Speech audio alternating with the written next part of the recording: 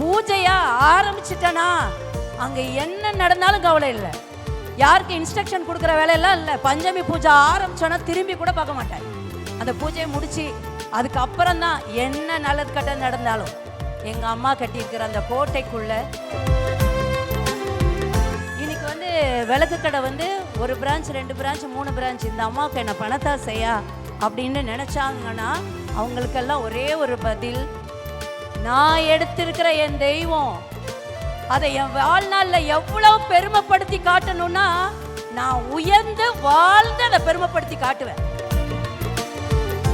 இந்த முருகனை கும்பிடுறவங்களுக்கு, வாராகியை கும்பிடுறவங்களுக்கெல்லாம் உள்ளுக்குள்ள ஒன்று தூங்கிக்கிட்டே இருக்கும். ஏன்னா நம்ம கும்பிடுற சாமி அப்படி எங்கன்னா ஒரு இடத்துல ட்ரிக்கர் பண்ணாங்கன்னா வெடிச்சு செதறிடுவோம்.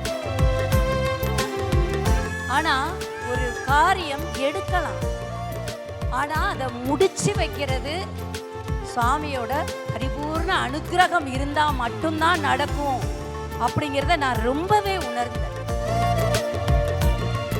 யாராவது வேல்மாறல் முறையா பண்ணணும்னு நினைக்கிறீங்க அப்படின்னா இந்த மேடை, இது என்னோட ரகசியம், ஆனா அந்த மேடை இந்த இடத்துல சொல்லணும்னு எனக்கு சொல்ல வைக்குது. வேல்மாறல் நடந்துருச்சு அப்படின்னா அங்க இருக்கக்கூடிய அத்தனை பேரோட தலை எழுத்துமே மாறும். ஆனா அப்படி ஒரு வேல்மாறலை பண்றதுக்கு பாம்பன் சாமியோட சிறப்பு என்னன்னா, உங்க வாழ்க்கையில நீங்க யாரை சந்திச்சா உங்களுக்கு அடுத்த முன்னேற்றம் கிடைக்குமோ அந்த ஆட்களுடைய கான்டாக்டை கொண்டு வந்து கொடுப்பாரு.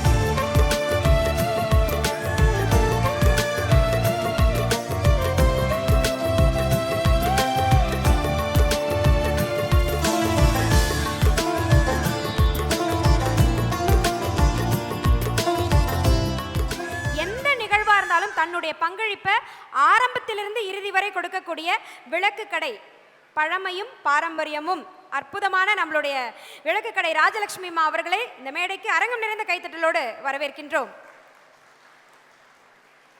போரூர், அழகான காஞ்சியில், அதன் பிறகு கோவிலம்பாக்கத்தில், இன்னும் நிறைய இடங்களுக்கு உங்களுடைய இந்த இறை சேவை செல்ல வேண்டும்மா.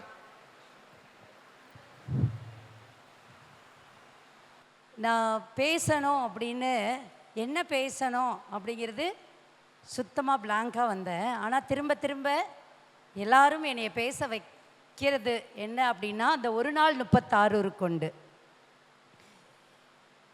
இதை பற்றி சொல்லணும் அப்படின்னா அப்படி ஒரு நிகழ்வு இன்னைக்கு நிறைய பேர் அவங்கவுங்க வீட்டில் கூட நடத்துகிறாங்க.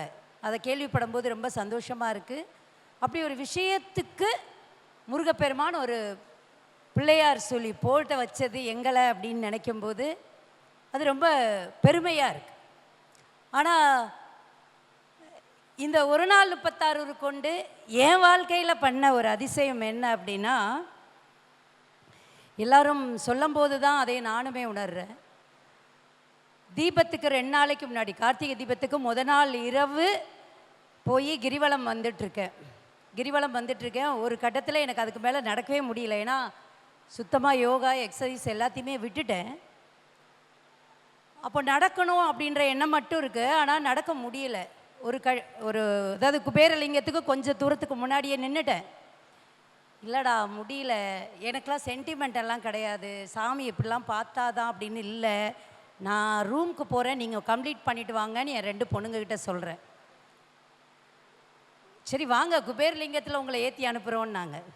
சரின்னு சொல்லிவிட்டு மெதுவாக இப்படி நடந்துகிட்டே வரேன்.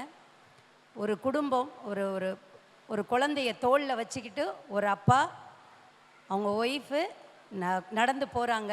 என்னை கிராஸ் பண்ணும்போது கரெக்டாக ஒரு நாள் 36 கொண்டுன்ற அந்த வரி வருது. அந்த வரியை கேட்டோன்னே என் மகா சொல்கிறா, கேட்டிங்களான்னு தட்டுறா. அப்படியே கண்ணில் தண்ணி வந்தது. நடந்துட்டேன், குபேரலிங்கத்தில் உட்காந்துட்டே இருக்கேன். சிங்கர் வேல்முருகன் வர்றாரு. என்ன இங்கே உட்காந்துருக்கீங்க அப்படின்னாரு. இல்லைண்ணா கிரிவலம் வந்தேன், இதுக்கு மேலே முடியல, என்ன வாங்க கதை பேசிக்கிட்டே போவோம் அப்படின்னாரு. சம்மந்தம் இல்லாமல் ஏதேதோ கதை, அங்கே போய் பாடினது இங்கே போய் பாடினது. ஏன்னா எனக்கு டயர்டு தெரியக்கூடாதான். கூப்பிட்டு போய் ஈசானிய லிங்கத்தில் விடுறாரு. முடிச்சுட்டு அப்படியே மயக்கம் போட்டு அங்கேயே விழுந்தேன். ஆனால் ஒரு காரியம் எடுக்கலாம், ஆனால் அதை முடிச்சு வைக்கிறது சுவாமியோட பரிபூர்ண அனுக்கிரகம் இருந்தால் மட்டும்தான் நடக்கும் அப்படிங்கிறத நான் ரொம்பவே உணர்ந்தேன். இந்த ஒரு நாள் 36 கொண்டு இது தோன்றின விதமே வேற. ஒரு நவராத்திரிக்கு உட்காந்து பேசுகிறோம், அப்போ பேசும்போது நவராத்திரிக்கு என்னென்ன அலங்காரம்லாம் பண்ணலாம், நான் சொன்ன அந்த பிளானை அவங்க எக்ஸிக்யூட் பண்ணுறதுக்கான டைம் எல்லாம் இல்லை. அப்போ ஒரு வாரம் தான் இருக்குது. சரி விட்டுரு, நீ நவராத்திரியே பண்ண வேண்டாம், கந்தசஷ்டி கவசம் பண்ணுவோம். கந்தசஷ்டி கவசம் தான் நமக்கு ஆதி. வேல்மாறல் ஆண்டவன் புண்ணியத்தில், முருகர் புண்ணியத்தில், நான் இதுக்கப்புறம் சொல்கிறேன் ஏன் முருகர் இதெல்லாம் எங்களை பண்ண வச்சுருக்காருன்னு. எங்களுடைய காஞ்சிபுரம் கிளை ஓப்பன் பண்ணப்போ வர்றாங்க, அவங்க பேட்டிக்காக தான் வர்றாங்க. வந்து எடுக்கும்போது அப்போ வேல்மாறல் பற்றி பேசுகிறேன். அந்த வீடியோ பார்த்தீங்கன்னா லட்சக்கணக்கில் வியூ போச்சு. அதுக்கப்புறம் சண்டியாகம் நடக்குது. இந்த சண்டியாகத்துக்கு போகிறோம். அங்கே வந்து அந்த தாட் வந்துக்கிட்டே இருக்கு, யாராவது வேல்மாறல் முறையாக பண்ணணும்னு நினைக்கிறீங்க அப்படின்னா இந்த மேடை, இது என்னோட ரகசியம், ஆனால் அந்த மேடை இந்த இடத்துல சொல்லணும்னு எனக்கு சொல்ல வைக்குது. வேல்மாறல் ஒரு தடவை பாராயணம் பண்ணுற விஷயம் இல்லை, அது ஒரு மந்திரக்கட்டு. இந்த உரு எனக்கு எப்போ தோணுச்சு அப்படின்னா, இப்போல்லாம் பண்ணுற வேல்மாறலுக்கெல்லாம் முன்னாடியே தோணுச்சு. விடிய காலம் 4:30 மணிக்கு எனக்கு எப்போதுமே அந்த எண்ண அலைகள் ஓட ஆரம்பித்ததுன்னா என்னால் பெட்டில் படுத்திருக்க முடியாது. எந்திரிச்சு வந்து டைனிங் டேபிளில் உட்காந்துருக்கேன். வேல்மாறல் எப்படி நடத்தணும்னு எனக்கு வீடியோ மாதிரி காட்டுது. காலையில் 6 மணிக்கு ஆரம்பித்து சாயங்காலம் 6 மணி வரைக்கும் வேல்மாறல் மட்டும்தான் பாடணும், நடுவில் ஒருத்தர் கூட பேசக்கூடாது. அப்படி ஒரு தடவை வேல்மாறல் நடந்துருச்சு அப்படின்னா அங்கே இருக்கக்கூடிய அத்தனை பேரோட தலையெழுத்துமே மாறும். ஆனால் அப்படி ஒரு வேல்மாறலை பண்ணுறதுக்கு சச்சிதானந்த சபை அவங்கள தவிர வேற யாருமே இல்லை. ஆனால் ஒரு சில விஷயங்களை மக்கள் ரகசியமாக இது எங்களோடது எங்களோடது எங்களோடதுன்னு அடக்கி அடக்கி வச்சு இறை அருளை வெளி உலகத்துக்கு காட்டலை. எது தப்பு எது சரின்னு கூட சொல்ல மாட்டேன்னு இருக்கக்கூடிய ஒரு கும்பல் இருக்கு. ஏன்னா அது எங்களோடது அப்படின்னு ஒரு குறுகிய மனப்பான்மையில் இருக்காங்க. என்னுடைய பிறப்பே ரகசியங்களை வெளியில் கொண்டு வரணுன்றது தான். இந்த வேல்மாறல் இப்படி நடந்தால் அதோட பலன் வந்து நம்ம இப்போ ஒரு நாள் 36 கொண்டு பண்ணுறோம் இல்லையா, அதை மாதிரி 100 மடங்கு இருக்கும். இதை யாராவது எடுத்து முன்னெடுத்து நடத்துறீங்க அப்படின்னா அதுக்கு பிள்ளையார் சொல்லி போட்ட பெருமையும் எங்களுக்கு முருகப்பெருமான் கொடுப்பார். ஏன்னா நான் எங்கள் அம்மாவுக்கு கணக்கு 8வது பிள்ளை,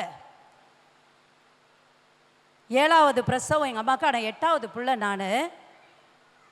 நான் பிறக்கிறதுக்கு முன்னாடி எங்கள் அப்பா வந்து எங்கள் அம்மாவோட வளையலெல்லாம் வச்சு தான் ஒரு மளிகை கடை வைக்கிறாரு. எனக்கு முன்னாடி அதில் எங்கள் அம்மாவுக்கு வந்து 2 குழந்தைங்க இறந்துட்டாங்க. ஃபஸ்ட்டு குழந்தைய இறந்துருச்சு, 2வது ரெட்டை பிள்ளையில் ஒரு பிள்ளைய இறந்துருச்சு. நான் 8வது பொண்ணு. நான் பிறக்கிறதுக்கு முன்னாடி நான் உண்டான நேரத்தில் எங்கள் வீட்டுக்கு ஒரு சாமியார் வர்றாரு, பாம்பன் ஊரில் இருந்து வர்றாரு. அவர் யார் என்னன்னெலாம் எங்களுக்கு எங்கள் அம்மாவுக்கு தெரியாது. அவர் எங்கள் அம்மா எங்கே மீட் பண்ணுறாங்கன்னா திருச்செந்தூரில் பார்க்குறாங்க. திருச்செந்தூரில் பார்க்குறாங்க. அவர் எங்கள் அம்மாட்ட வழியை பேசுகிறாரு. அதுக்கப்புறம் எங்கள் அம்மா இப்படி வேப்பிலோடைன்னு ஒரு ஊரில் இருக்கோன்னு சொல்கிறாங்க. எங்கள் வீட்டுக்கு வர்றாரு. எங்கள் வீட்டில் ஒரு தேங்காய் மந்திரிச்சு வாசலில் கட்டுறாரு. அதுக்கப்புறம் தான் எங்கள் அப்பாவுக்கு வளர்ச்சியே. நான் பிறக்கிறேன். பிறந்தப்போ எங்கள் அப்பா வந்து திருநெல்வேலியில், தூத்துக்குடி மாவட்டத்தில் திருநெல்வேலியில் மிளகாவத்தல் இருக்கு இல்லையா, அதை மொத்தமாக கொண்டு போய் அங்கே இருக்கிற ராஜா ஸ்டோருன்ற ஹோல்சேல் கடைக்கு போடுறாரு. போட்டுட்டு நான் பிறந்தது 79. அப்போ எங்கள் அப்பா கையில் 35,000 ரூபாய் பணம் கொண்டு வந்து தூத்துக்குடியில் ஹாஸ்பிட்டலில் இருக்கேன். எங்கள் அப்பா என்னைய சுற்றி அடுக்கிட்டு அந்த பணத்தை எடுத்தாரான். என் வீட்டுக்கு வந்து என்னை வாழ வைக்க மகா வந்திருக்கான்னு. அப்போ அந்த சாமியார் வர்றாரு. அவர் எனக்கு வச்ச பேர் தான் ராஜலக்ஷ்மின்ற பேர். இதை பெருமைக்காக சொல்லலை. எங்கள் அம்மா என்னைய 3வது மாதம் தான் உண்டாயிருக்கோன்னே தெரியாமல், கிராமத்தில் இருக்காங்க, உண்டாயிருக்கோன்னே தெரியாமல் நம்மளுக்கு வந்து 8வதாக ஒரு பிள்ளை பிறக்குதுன்னே தெரியாமல் கோயில் வாசலில் நிற்கிறாங்களாம். ஒரு குழந்தை வாயில் சாப்பிட்டுட்டு இருக்கிற பண்டத்தை எடுத்து எங்கள் அம்மா வாயில் ஊட்டுச்சான். எங்கள் அம்மா சொல்கிறாங்களாம், பன்னீரும் பஞ்சாமிர்தம் அப்படியே மணக்குது வாயில். நான் அதை சாப்பிட்டுட்டு உங்கள் அத்தையெல்லாம் தேடுறேன், ஆனால் அவங்க அந்த குழந்தைய அதுக்குள்ளே காணும். அதுக்கப்புறம் தான் எங்கள் அம்மாவுக்கு தெரியும் நான் என்னை அவங்க உண்டாயிருக்காங்கன்னு. எங்கள் அம்மா இன்னைக்கு வரைக்கும் சொல்லுவாங்க, முருகப்பெருமான் எப்படிப்பட்ட ஒரு வாழ்க்கையை கொடுத்துருக்காருன்னா, எங்கள் 6 பேரில் ஓஹோன்னு வச்சுருக்காரு. பாம்பன் சுவாமியை இங்கே வந்து பார்த்ததுக்கப்புறம் வாழ்க்கை அவ்வளவு மாறுச்சு. நான் ஒரே ஒரு விஷயம் சொல்கிறேன், உங்களுக்கு ஏதாவது ஒரு பெரிய சக்தி கிடைக்குது, ஒரு ரகசியம் தெரியுது, இங்கே போனால் என் வாழ்க்கையை மாறுது அப்படின்னு தெரியும் போது அதை உங்களுக்குள்ளேயே அடக்கி வச்சிடாதீங்க, அதை உலகத்துக்கு சொல்லுங்க. பாம்பன் சுவாமியை பார்க்க போகும்போது இன்னைக்கு பார்க்குற ராஜலக்ஷ்மி இல்லை, 5000 ரூபாய் சம்பளத்துக்கு வேலைக்கு போயிருக்கேன், அந்த காலமும் இருந்தது. ஆனால் வேலைக்கு போய் ஒரு 6 மாதத்துக்குள்ளே இல்லை நான் இதுக்கெல்லாம் பிறக்கலை அப்படின்னு நினைக்கிறேன். ஜனவரி மாதம் 2010 பாம்பன் சுவாமி கோயிலுக்கு போகிறேன். அங்கே ஏன்னா எங்களோட ஜோசியக்காரர் தான் சொன்னார், இந்த இடத்துல ஜோதிடம் ஒரு வேலை பார்க்குது. ஒரு நாள் ராத்திரி அந்த பாம்பன் சாமி, அது வரைக்கும் எனக்கு பாம்பன் சாமியே தெரியாது, பாம்பன் சாமியில் நீங்கள் தங்கிட்டு வாங்கன்றாங்க. போய் தங்குறேன், அசதியில் அப்படியே தூங்கிட்டேன். 12 மணிக்கு நான் அப்படி எந்திரிச்சு பார்க்குறேன், எல்லாம் என்னை சுற்றி தீபம் எரியுது, என்னை சுற்றி தீபம் எரிஞ்சிட்ருக்கு. அந்த மணலை கூட்டி வச்சு ஏற்றுவாங்க. அதை பார்த்துட்டு நான் அசந்துட்டேன், என்ன நடக்குதுங்கன்னு. அதுக்கப்புறம் ஒரு 3-4 மணி வரைக்கும் இருந்துட்டு எந்திரிச்சு வீட்டுக்கு வந்தேன். வாழ்க்கை தலைகீழாக மாறுச்சு. இன்றைக்கி 50 பேர்கிட்ட வேலைக்கு ஆள் வச்சுருக்கோம். இந்த வாழ்க்கை, இந்த பாம்பன் சாமியோட சிறப்பு என்ன அப்படின்னா, இதை எல்லா ஜோதிடர்களும் சொல்லுங்கள். பாம்பன் சாமியோட சிறப்பு என்னன்னா, உங்கள் வாழ்க்கையில் நீங்கள் யாரை சந்திச்சா உங்களுக்கு அடுத்த முன்னேற்றம் கிடைக்குமோ அந்த ஆட்களுடைய கான்டாக்டை கொண்டு வந்து கொடுப்பாரு.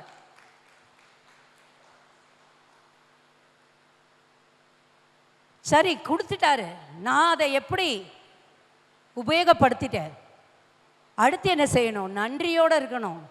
நன்றியை மட்டும் மறந்துடக்கூடாது. இன்னைக்கும் எனக்கு ஒரே ஒரு நல்ல பேர் உண்டு.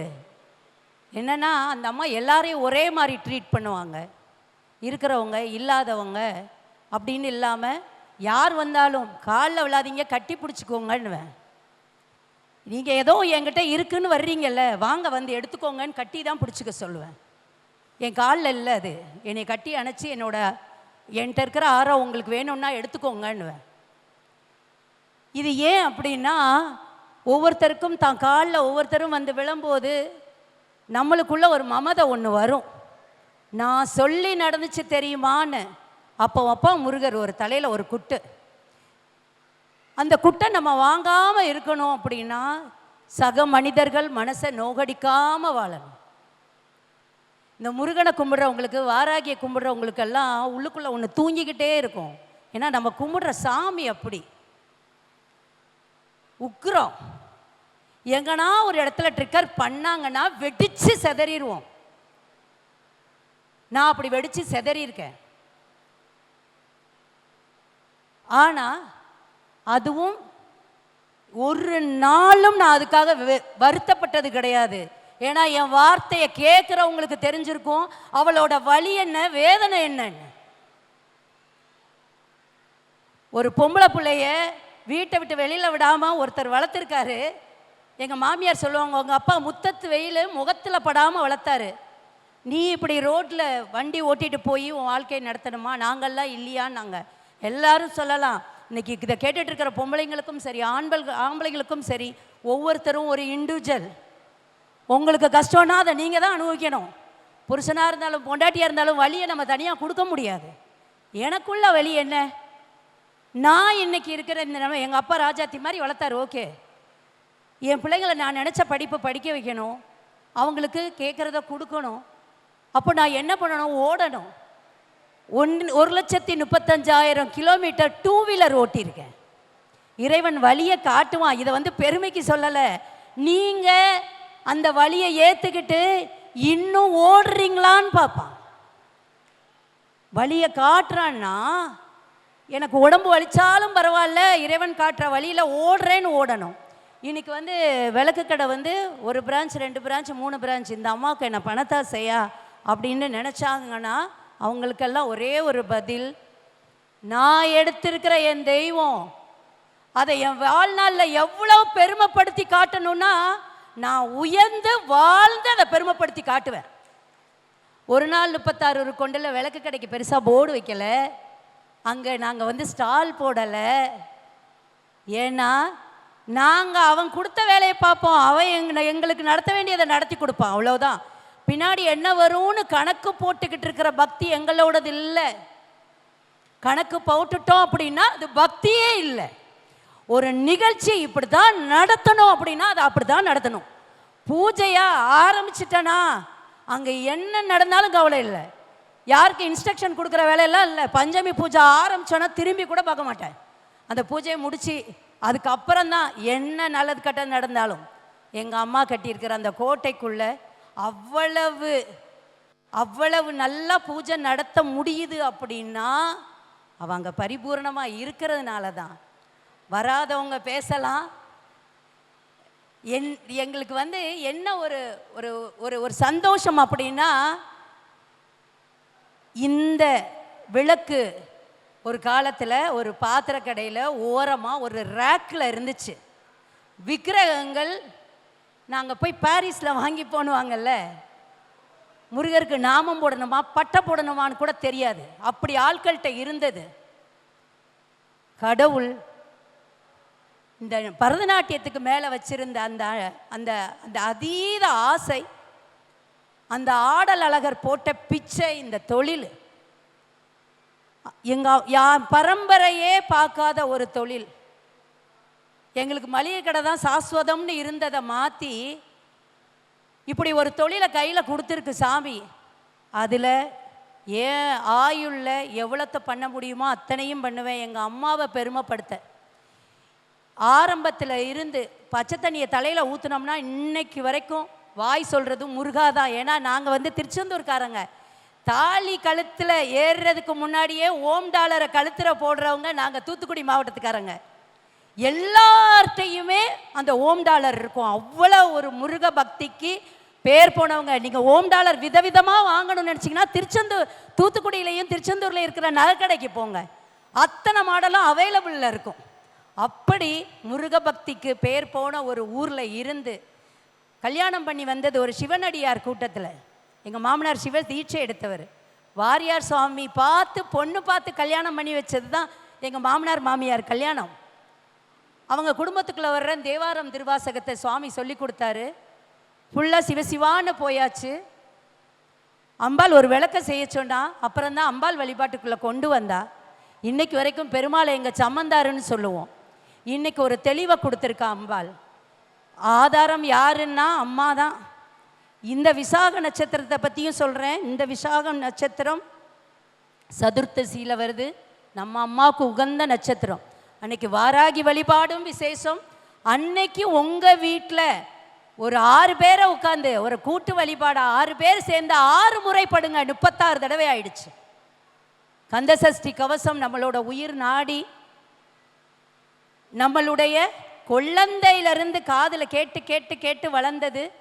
அதை திரும்ப ரெஃப்ரெஷ் பண்ணுறதுக்கு யாராவது விமர்சித்தாங்கன்னா கூட முருகர் வந்து இதை திரும்பி பாருன்னு சொல்ல வைக்கிறாருன்னு அவங்களையே முருகராக பார்க்கக்கூடிய பக்குவத்தை ஆண்டவன் எனக்குள்ளே விதைச்சிட்டு இருக்கான்றதை நினைக்கும் போது எனக்குமே சந்தோஷமாக இருக்குது. இந்த வாராகி டிவி நிறைய நிகழ்ச்சிகள் இது மாதிரி நடத்தணும். எப்போதுமே இந்த முழுசாக இருக்காங்க பார்த்தீங்களா, பக்தியில் நிறைய வகை உண்டு. ஒன்று பாட்டு அந்த முருகனோட புகழை கேட்டுகிட்டே இருக்கிறது, பாட்டாக கேட்குறது ஒரு வித பக்தி. சுவாமிக்கு மாலை கட்டி கொடுக்கறது, எனக்கு அந்த சாமிக்கு நல்லா பூ போட்டு பார்க்கணுங்க, அது ஒரு பக்தி. சுவாமிக்கு அலங்காரம் பண்ணி பார்க்கறது, அது ஒரு விதமான பக்தி. சுவாமிக்கு விதவிதமாக நைவேத்தியம் பண்ணுறது, அது ஒரு பக்தி. இப்படி முருகப்பெருமான் பற்றி புகழை பற்றி கேட்டுக்கிட்டே இருக்கீங்க இல்லையா, நீங்கள் தான் உண்மையான பக்தி மான்கள். உங்களுக்கு ஒரு பெரிய கரகோஷம் நீங்களே கொடுத்துக்கலாம். இந்த மேடை எங்கள் அம்மாவுக்கும் இதே இடத்துல வந்து அபிஷேகம் பண்ணியிருக்கிறோம். இந்த கல்யாண மண்டபமே ஒரு வைப்ரேஷனான ஒரு கல்யாண மண்டபம். நிறைய பேர் என்னோட கல்யாண மண்டபம்னு கூட நடிச்சிருக்காங்க. ஏன்னா ராஜலக்ஷ்மின்னு பேர், காமாட்சி துணைன்னு வேற போட்டிருக்குன்ட்டு கார்பரேஷன்லேருந்து கால் பண்ணாங்க. அக்கா நாங்கள் ஒரு சின்ன விஷயம் பேசணும், அங்கே மேனேஜர்கிட்ட பேசிக்கணும். ராஜலக்ஷ்மி கல்யாண மண்டபத்துக்கு பேசுகிறதுக்கு எதுக்கு எனக்கு கால் பண்ணுறீங்கன்னு கேட்டேன். அந்த அளவுக்கு ஒரு வைப்ரேஷனான ஒரு இடம். இந்த இடம் நிறைய உண்மைகளை தான் பேச வைக்கும். ஒரு பெரிய ரகசியத்தை சொல்லியிருக்கேன். இதை யாராவது எடுத்து நடத்துனீங்க அப்படின்னா அப்போ ஒரே ஒரு வார்த்தை சொல்லுங்கள். வாராகி டிவியில் நடத்தின முருகன் எனும் மந்திரம்ல இந்த விளக்கடைக்காரம்மா சொல்லிச்சிங்க, 6 மணிலேருந்து 6 மணி வரைக்கும் வேல்மாறல் படிக்க சொல்லி. அதை தாங்க நான் நடத்தினோன்னு சொல்லுங்கள். முருகர் சந்தோஷப்படுவார். எங்களுக்கும் ரகசியங்களை உட்டச்சி சொல்லணுங்கிற எண்ணத்தை கொடுப்பாரு. இந்த அம்பாள் பக்தி நீங்கள் யாரை எடுத்துக்கிட்டிங்கனாலும், ஈவன் தம்பியும் கூட, அதுதாங்க நம்ம இந்து சனாதன தர்மத்தோட ஒரு பெரிய ஃப்ளெக்சிபிலிட்டி. யாரோ பேசும்போது சொன்னாங்க, எந்த இலாக்கா வேணுமோ அந்த இலாக்காவுக்கு போகணும். நீங்கள் வந்து போக்குவரத்து துறையில் போய் கேட்க வேண்டியதை நீர்வளத்துறையில் போய் கேட்கக்கூடாதுன்னு. அது மாதிரி தான் பாதுகாப்பு வேணுமா, பைரவர்கிட்ட போ. உனக்கு கஷ்டமா, உன்னை வந்து நசுக்கி எடுக்கிறாங்களா, சுற்றி துரோகமாக நடக்குதா, வாராகியை கும்பிடு அப்படின்னு ஒவ்வொரு கேட்டகரியாக பிரித்து வச்சிருக்க சுவாமி. உங்கள் மனசுக்கு எது பிடிக்குதோ, உங்கள் ஆத்மா எதை தேடுதோ அதை நோக்கி பயணப்படுங்க. உங்களுக்கு வாழ்க்கை சிறக்கும். அதனால தான் முருகர்லேருந்து சிவன்லேருந்து இப்போ அம்பாள்கிட்ட வந்து நிற்கிறோம். எல்லாமே ஒன்றொன்றும் புரிய வச்சிட்ருக்கா. அதனால தான் வித்யாவும் ஒரு ஸ்ரீவித்யா உபாசகி, அவ்வளோ படித்து அவ்வளோ டாக்டரேட் வாங்கின ஒரு பொண்ணு, அப்படி ஒரு பணிவுங்க. நான் அசந்து போயிருக்கிறேன் அவங்களோட. ஐகிரி நந்தினியில் நிறையா அப்பவும் கூட அது என்னவோ தெரில, அந்த இடம் தான் பேச வைக்கிது. ஐகிரி நந்தினியில் கோடிக்கணக்கான வியூ. அன்னைக்கு நடந்த நிகழ்வு பேசணும்னு போன ஒன்றையுமே பேசாமல் மொத்தத்தையும் கொட்ட வச்ச அது ஒரு நிகழ்வு. அந்த நிகழ்வும் கூட ஒரு அற்புதம், அதிசயம் தான் சொல்லுவேன். இந்த மாதிரி வாழ்க்கையில் நிறைய அற்புதம் அதிசயம் நடந்துக்கிட்டே இருக்கணும். ரொம்ப சந்தோஷமாக இருக்குது இந்த மாதிரி ஒரு நிகழ்ச்சி. இவ்வளோ பேர் வந்திருந்து கலந்துக்கிட்டு இதை ஆர்த்தி தொகுத்து வழங்கி ரொம்ப சந்தோஷம். இது மாதிரி நிகழ்ச்சி நிறையா நடக்கட்டும். இது வந்து மத மாற்றத்துக்கு தடை விதிக்கும். மனுஷன் வந்து எல்லாம் என்னமோ கிடைக்குதுன்னு ஓடுறோம்ல, இதை மாதிரி ஒரு 25 வருஷத்துக்கு முன்னாடி, ஒரு 30 வருஷத்துக்கு முன்னாடி நிறைய நிகழ்ச்சிகள் நடந்துக்கிட்டே இருந்துச்சுன்னு வச்சுக்கோங்க, மத மாற்றமே இல்லாமல் போயிருக்கும். இதை மாதிரி நிகழ்ச்சிகள் தொடர்ந்து நடக்கணும். அதையும் எல்லாரும் ஊக்குவிக்கணும்னு கேட்டுக்கிட்டு நன்றி, வணக்கம்.